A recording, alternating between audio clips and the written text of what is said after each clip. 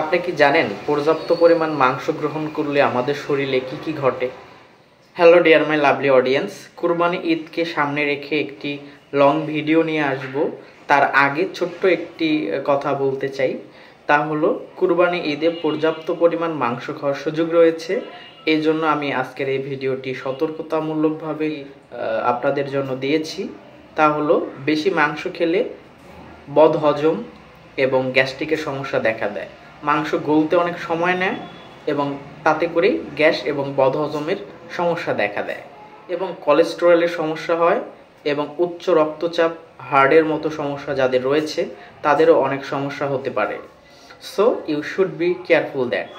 এবং পরবর্তী ভিডিও দেখার জন্য আপনারা অবশ্যই Hamza's nursing home pro plus YouTube চ্যানেলের পাশেই থাকবেন। আমি লং একটা ভিডিও এবং বিস্তারিত তথ্যবহুল আলোচনা নিয়ে আপনাদের মাঝে উপস্থিত হব। তাহলে আজকে এখানেই বিদায় নিচ্ছি। আবারও দেখা হবে নতুন কোনো ভিডিওতে, নতুন কোনো টপিকে। ততক্ষণ সবাই ভালো থাকবেন। আসসালামু আলাইকুম।